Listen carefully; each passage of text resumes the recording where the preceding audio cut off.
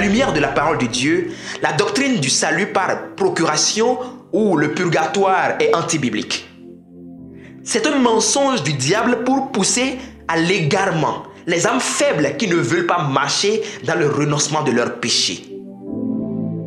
J'aimerais m'adresser particulièrement à ceux qui oublient leur famille. 1 Timothée 5, verset 8. Les membres de leur famille souffrent dans le monde et ont besoin de ce salut pour expérimenter la nouvelle vie.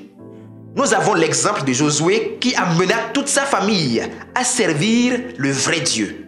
Josué 24, verset 15, il dit, je cite, « Et si vous ne trouvez pas bon de servir l'Éternel, choisissez aujourd'hui qui vous voulez servir, ou les dieux que servaient vos pères au-delà du fleuve, ou les dieux des Amoréens dans le pays desquels vous habitez. Moi et ma maison, nous servirons l'Éternel. » Fin de citation. Dans ce passage, Dieu nous exhorte également à travailler pour le salut de notre maison ou famille et à veiller sur la qualité de son adoration. Si vous aimez réellement votre famille ou foyer, vous devez lutter pour qu'ils croient en Christ. Vous devez aider votre femme ou mari, vos enfants et votre entourage à parvenir à la vraie connaissance du Christ et à mieux servir le Seigneur.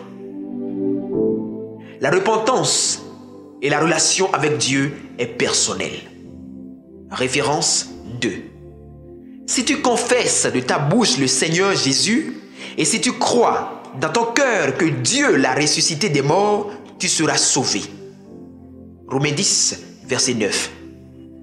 Nul ne peut obtenir la vie éternelle s'il ne se repent de ses propres péchés et surtout ne confesse ni n'accepte Christ comme son sauveur dans son cœur.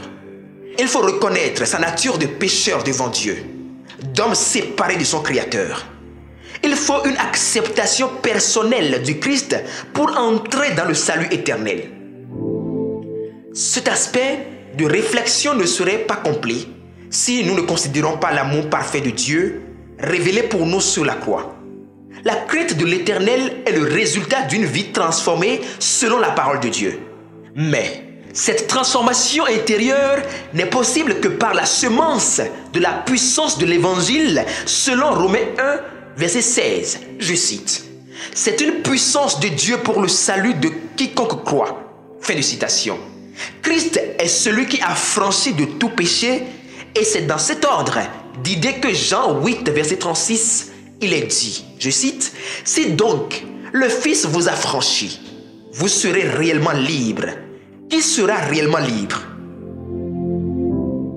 Je voudrais à présent revenir sur une révélation de l'Esprit dans le livre de Jean 3, verset 16, où l'expression « quiconque » a été employée. Ce qui a été dit dans ce passage prend sa source dans un grand mystère.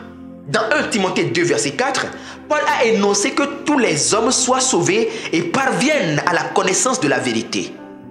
Après avoir reçu cette vérité, vous devez être en mesure de la transmettre aux autres autour de vous par votre témoignage personnel et le changement de mode de vie. Vous êtes la lumière du monde et le sel de la terre. Matthieu 5, verset 13 à 16. Chaque chrétien doit se dire « Je me suis repenti et non, nous nous sommes repentis. » L'enlèvement sera personnel. Référence 3. Alors, de deux hommes qui seront dans un champ, l'un sera pris et l'autre laissé. De deux femmes qui moudront à la meule, l'une sera prise et l'autre laissée. Selon Matthieu 24, versets 40 à 41.